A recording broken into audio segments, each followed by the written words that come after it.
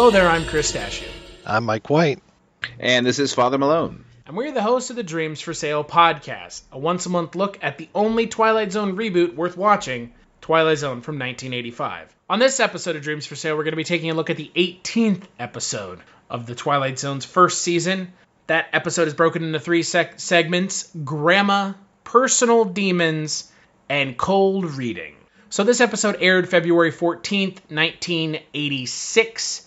The first segment, Gramma, is directed by Bradford May. It is based on a short story by one Stephen King. And it is a teleplay by Father Malone's favorite, Harlan Ellison. And it focuses on a young boy who is convinced his grandmother is a monster. And Barrett Oliver is the most obnoxious child actor I have ever had the pleasure of watching anyone in. Or anything. Oh, wow. He's awful. He's not real good. That voiceover, oh my God. He's just so grating, it completely ruins the entire segment. Completely. Oh, no. Not me. No, it still works for me, too. It's so bad. Like, it's shockingly bad. I liked this when I was a kid. My opinion has changed over the years, but I do like the source material. And I actually like Harlan Ellison's script. I'm going to lay the blame here with the direction of it, who should have known better than to have that much voiceover throughout the entire goddamned episode. I mean, an occasional kid talking to himself would have sufficed. And some of the sort of parents and aunts and uncles talking, I thought that was beneficial for forwarding the plot. But holy God, shut the fuck up, kid.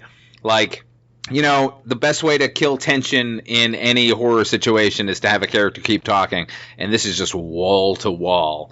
I think, Barrett Oliver, I liked him in the Never-Ending Story many years ago, and I think there could have been a good performance here, which is why, once again, I'm going to sort of lay the blame at the director's feet. Like, you know, kid actors, you have to get the performance out of them unless they're sort of preternaturally gifted. Yeah, overall, not great, but could have been worse. There's a lot I did like about the episode. Could it have been worse? Oh yeah, so much worse. It could have been Little Boy Lost. Yeah. Well, at least Little Boy Lost didn't have VO wall to wall that was just beyond obnoxious to the point where I was just watching the timer count down, waiting for this segment to be over. Yeah, but Little Boy Lost, that was the only thing that it didn't have that was annoying the fuck out of me from beginning to end. Yeah, I still ended up enjoying this, and it probably is because I liked the Stephen King story so much from Skeleton Crew. I like that it played into the Lovecraft universe, that there's mentions of Cthulhu and those things, and just that, you know, the grandmother, not necessarily a monster, but more of a witch. I don't know. I liked it, despite the terrible voiceover and the kind of bad acting. I mean, I wanted to like it. I like the Lovecraftian themes, like you mentioned, Mike, and I like Stephen King for the most part. But there's something about the voiceover, and it's not something, I mean, it's pretty obvious what it is, that takes away from the episode in its entirety, this segment of the episode in its entirety. And like y'all said, I mean, there's no tension because all we have to do is listen to the kid just jabber on incessantly. He doesn't shut up through the entire goddamn segment. I mean, look, that is a huge failing. I agree. Although I, like you, Mike, I think I lean a little more towards what I liked about it. I liked a lot, so I would actually recommend. I do want to point out, being the Harlan Ellison fan that I am, that one of those voiceovers of the brothers and sisters talking was Harlan Ellison's voice. Okay, I thought it was. Yeah, like, what are we supposed to tell them? That all the babies are dying again for no reason? Or, like, the last time a dog showed up with a piece of human meat in its mouth? Like, that was Harlan Ellison. So, just as a fan, that sort of tickled my fancy there. But I also enjoyed and this is back to the Stephen King story. I think every horror author at some point or another is going to try and play in H.P. Lovecraft's sandbox. And I think as a short story, it worked better than what we got. But I enjoyed this sort of amalgam of the Lovecraftian mythos and this kid end up. I mean, and look, the ending is really telegraphed. The fact that the kid won't open his eyes. Yeah, which is a shame because they could have just shown the kid with his eyes open in a couple of shots and then hug the mom and then open his eyes. Like, I don't know why they went for this one take kind of end of Thriller nonsense for it. Wait, you but, didn't want Vincent Price laughing over the end of the episode? I actually did. I think it would have been a much better segment if all of a sudden you just had Vincent Price's laughter. Should have been. Yeah, it was like, what was this not the same year or the year after Thriller had come out too? So I think we were all kind of waiting for his eyes to be different. But I don't know. Soft spot in my heart for this one. I'm not going to outright tell people not to watch it. Let's move on to the next segment, Personal Demons. Directed by Peter Medak. Once again, Peter Medak returning. I think he's done a handful of these at this point. It is written once again by Rockne O'Bannon.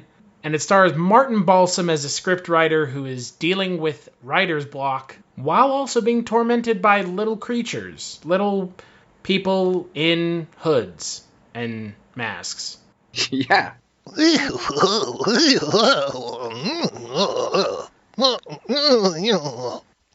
Boy. Boy. Wow.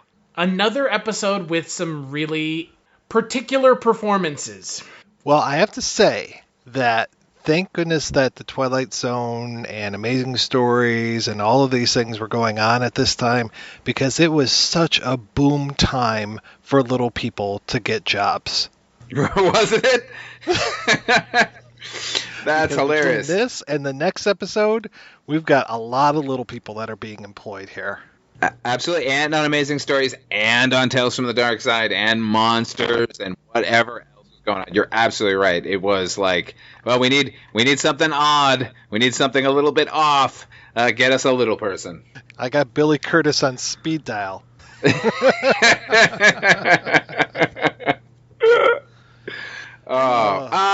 Okay, let's talk about this particular episode. I agree with you. I think I was shocked. Okay, look, when I saw this as a kid, I thought it was a little slice of genius because it was about a writer who's being plagued by these things, and the ultimate solution to getting rid of them is that he needs to write about them. And the guy has writer's block to begin with.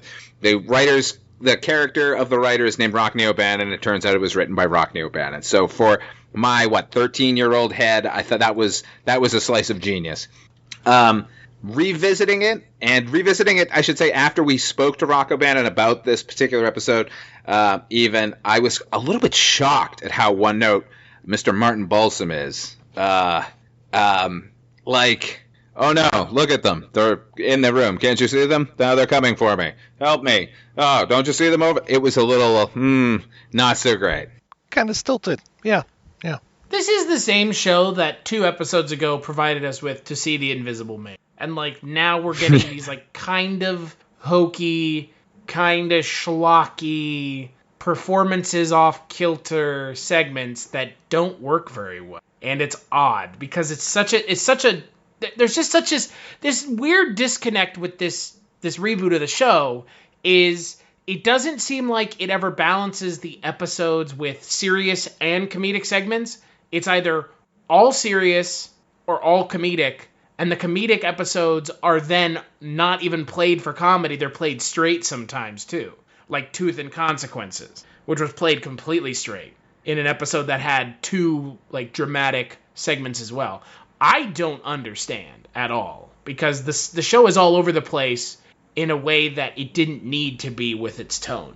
Well, I mean, isn't that the nature of an anthology show, though? I mean, you're gonna get hits and misses. Yes and no. It should have. Would you rather unifying tone, but at the same time, it doesn't need to be going from the laughing, joking numbnuts of this episode to Gramma, which is all intents and purposes a serious episode. Right. Well, isn't Gramma first though? So we went from Gramma to this. So maybe this was meant to lighten the mood slightly and then finish us off with just a pure joke. Oh, I agree. I think, we say this a lot about this particular series because when they took the initiative to sometimes split their hour up into just 2 segments, sometimes 3, you're going to get a grab bag of stories.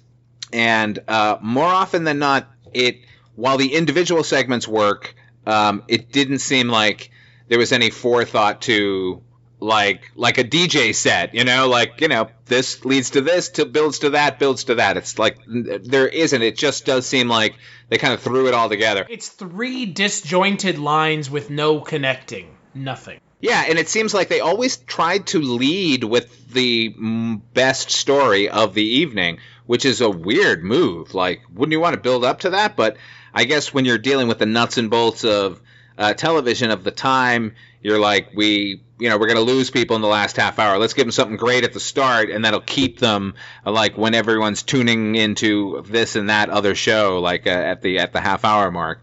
So there might be some of that involved. I can't speak to it definitively, but yeah, I mean, overall, it is a weird grab bag of genres and styles from episode to episode, but sometimes that weird grab bag works wonderfully. Here, not so much. It was pretty painful to see this one. And yeah, I love Martin Balsam, so him just being so stiff and then just, can't you see them? Can't you see that? It's like, oh God, enough. Do we really? Are we going to go here? We get like 3 scenes of that too. They don't. I know. By the time we got to his agent, yeah.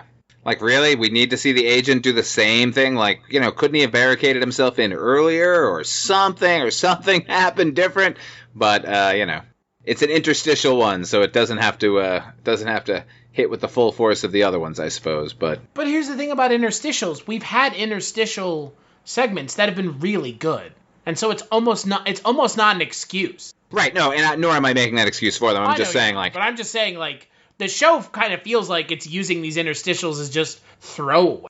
Yeah, and it's a drag because some of those interstitials, like you said, some of the interstitials are my favorites of the entire series. So a little disheartening that occasionally they're just like, good enough. I mean, holy shit, our show is named for an interstitial. That's true. Yeah, that is true. So let's talk about the final segment of the episode, Cold Reading. So Cold Reading is directed by Gus Triconis. It's written by Martin Pascoe and Rebecca Parr, and it stars Larry Poindexter as a actor who gets a job on a radio show, only to find out that what they're describing on the show is taking place inside the studio. I'm just going to come out and say it. Of the 3 segments on this episode, this was my favorite. This one really felt like an Amazing Stories episode to me, actually. I can see that. Yeah. Yeah. I mean, it sort of traffics in the whimsy that Spielberg was trying to shepherd along there on Amazing Stories. Like, doesn't seem out of place. I mean, and it's not all that out of place for Twilight Zone necessarily either. And I don't actively dislike this one, but it all just, I mean, talk about one note. It's like, okay, we get it. Everything they're going to say, we're going to see. And that's fine. I was a little confused by the floating bowl of milk at one point. That's the cereal. It's those crisps. You got to eat them up. Yeah, there it is. It's crunchy. I mean, look, it's cute. I don't want to like slag on this one too badly, but like at a certain point, as the actors in the room, you know what's happening. You're not going to read the next line, right? I mean, you're just not going to mention that a volcano is about to erupt or that there's going to be an earthquake, right? Even if the director's in there apoplectic and making you do it. I don't know. I might just to see what happened. I think I'd go off script at that point. They'll go, and then suddenly a Brinks truck rolled up and gave me $1 million. All of a sudden, naked women started raining from the sky. And they all were interested in me. Well, not like raining. Like raining with parachute. Oh, okay. No, you know that song, one of those kind of rains. Like with parachute. And women, not men. It was nice to see Dick Shawn, who of course just overacts the best. I absolutely love him. And I think it's Joel Brooks, who I like him a lot too. I mean, I thought that the acting was absolutely fine in this. And yeah, this was definitely, I agree with you, was the most delightful of the 3 and the only one that, I mean, I would probably... sticks out. Yeah, I would gladly see this one again. Yeah, I think that's the best way to put it, is I would watch this segment again. I would never bring myself to rewatch Gramma and Personal Demons. I know. Here's the thing. Like you said, Father Malone, Cold Reading is one note, but at least it does the one note rather well. Yeah. Personal Demons like and I said, Gramma don't do their singular notes that they have very well to begin with. Right. I do wonder, and we talk about this a lot over on Chronicles from the Crypt, because we tend to watch 2 episodes per thing. So sometimes I enjoy a segment on this show only by comparison. And if like the first 2 sucked and then this one was okay, then I'm going to say, yeah, this one's good. You should probably watch it. But, ultimately, I don't like this last one. I think it's okay. It's cute, but didn't do anything for me. All it has going I do is that it is cute. Yeah, and that's fine, and that works sometimes, but that's not what I'm looking for the Twilight Zone. Even at their sort of wackiest, I'm looking for a little bit of a bite, and, having a spaceship crash through the wall badly in the final scene isn't enough in this case. I mean, let's not kid ourselves. None of these segments have a bite to them, and I'm not going to go to bat for Gramma, which, like we already mentioned, the twist is so telegraphed. If you didn't see it coming from a mile away, did you have your eyes open to begin with, right? Mm-hmm. Yeah. These 3 segments of this episode are really weird because they all fail in different directions, as it were. Mm-hmm. Yeah, right. Who's running the ship? Yeah. Philip Daguerre, that's who. Yeah, and I don't know. I think sometimes you got to be a little more hands-on. I'm sure it was no picnic dealing with Harlan Ellison when it came to one of his segments, but at the same time, like, wasn't he gone by here by the time this aired? Like, this aired when, like, March or April or something? Did you say? This was the Valentine's Day episode. Well, the Valentine's Day episode. By the theme. Yeah, of course. Yeah, because he had quit by now. Well, considering how... I'm sure this episode was done and, in the can by then, though. Right, so, right. I don't know. So in the next episode of Dreams for Sale, we're going to be taking a look at episode 19 of the first season of Twilight Zone 1985. That is broken into 2 segments, The Leprechaun Artist and Dead Run. Yep. Until then, where can people find you, Father Malone? You can always find me over on my YouTube channel, Odd 5 Films. Also, you can hear me over on Chronicles from the Crypt, where Chris and I discuss the television series Tales from the Crypt. What's the name of your YouTube series? Oh, well, I mean, the review show is... Oh, fuck you. You know what it is. What? Why would you even answer that question? I don't know. You answered it too. You I did. About it. You got really close. Like, I thought, oh, that's nice that he wants me to mention the name of the show because I failed to do it. But you know what? I don't need to. Everything's good. Go over, check out my YouTube channel, Odd 5 Films. OUGHTFIVEFILMS. There you go. There's tons of content on there. Where can people find you, Mike White? I'm over at the Projection Booth, which is available at projectionboothpodcast.com, and I do a few other things too. You can find me over at the Culture Cast and the Scary Stories We Tell podcast. Those are 2 diametrically different podcasts. You should go check them out, though, if you're into movies and or spooky, creepy, paranormal stuff and or true crime. As for this podcast, Twilight Zone 85 on Twitter is where you can find us. TwilightZone85.com is where you can find the feed. We're on Facebook. We're on Twitter. Big thanks, as always, to Roxy Drive and Neutron Dreams for the music for Dreams for Sale, and we'll catch you on the next episode.